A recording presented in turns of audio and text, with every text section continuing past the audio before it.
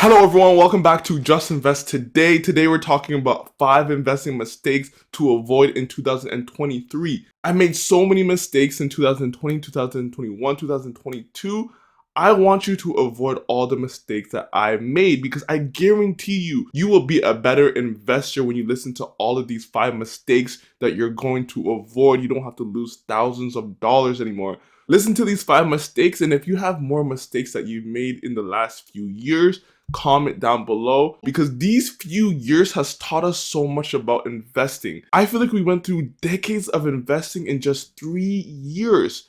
Just think about everything that has happened. 2020, we had this crazy crash out of nowhere. The pandemic hit us.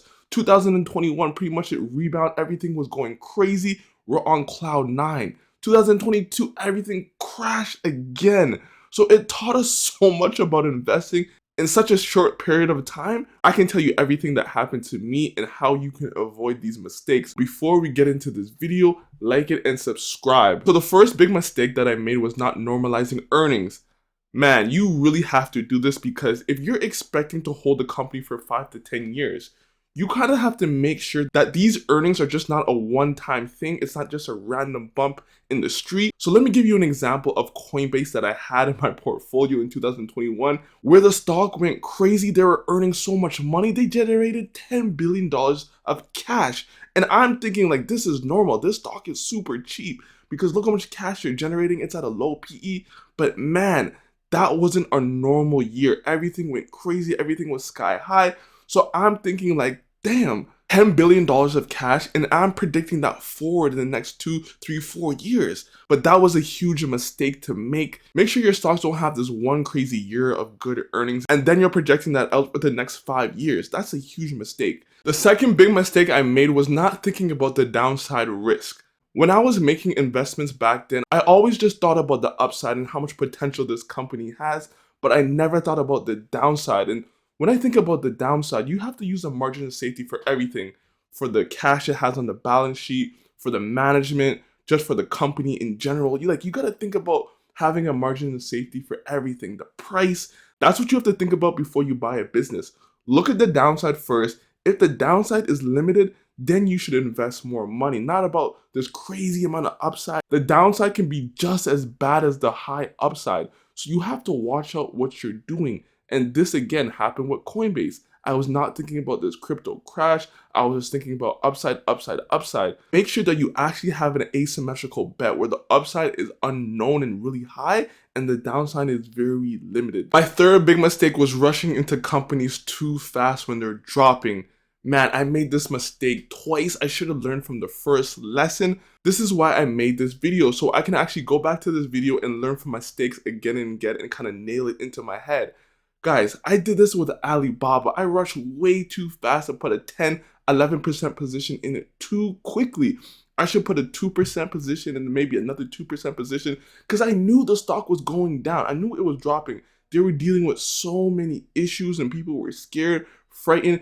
I didn't think it was going to drop more and I was still putting money in. I should have waited it out and kept putting smaller positions and getting a lower cost basis. I made the same mistake with Facebook. When Facebook dropped like a brick from $300 to like $220, $210, guys, I put too much money in too quickly.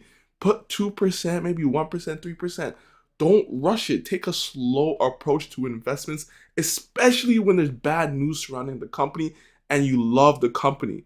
Guys, take it easy. You don't have to rush in way too quick. That was my third big mistake, is rushing into positions. When I see a stock that I like falling like crazy, I'm going to start a position as like 2%, maybe 3% at that base. And then slowly as the stock continues to go down, keep putting money in, but not too much right away. You have more time than you think to make investments into these companies. My fourth mistake in the stock market was not being patient enough.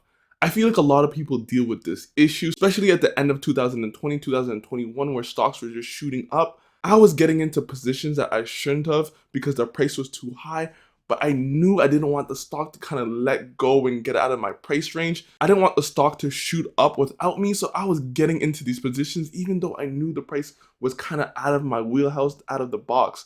I gotta wait for more opportunities that come to me and not kind of rush after different opportunities in the market, even though I know it's not at my buy price. So that's how I got into Alibaba, into Facebook.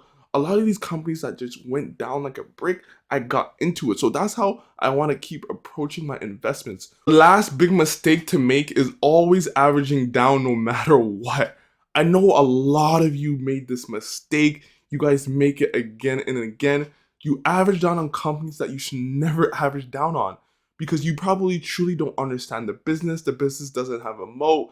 The price was too high and you're still getting it at a high price even when it was falling. There's so many mistakes made in this area of averaging down when you truly don't understand the company. So guys, you have to really understand the company. You really have to believe in the company, the moat, and what it's doing. What is the real reason for it going down so fast? Is it because the thesis changed, or is there something wrong with the company? You're dealing with fraud? I don't know. It could be anything. You have to really find out and understand, why is this company falling? And if the thesis has changed at all, the one that you had when you bought the stock. Because a lot of people just ignore the red flags again and again. When I think about this, I'm thinking about Jeremy from Financial Education, even me too with Coinbase. I made a bad mistake on averaging down with Coinbase a little bit, but luckily it wasn't too big. Jeremy from Financial Education had $1 million+ bet on TTCF and he was averaging down, but that was a mistake because the company was reporting so many red flags about it. It wasn't reporting on time, it was generating revenue, but the margins were going down, and when they really talked about it, they weren't really giving good, solid answers. They're just kind of fluffing it up. There's so many red flags that you can see in a company, and we like to ignore it because we have this bias when you own a company. But sometimes you have to look outside the box and look objectively at your positions and be like, damn, what the company is doing might not be it. You have to really understand what you own, the mode of the company, if it's a good price to pay, and there's everything around it, because sometimes you averaging down on a position is just going to make your mistake worse. You don't want to make your mistake worse if the investment that you made is a mistake. So be careful when you're averaging down.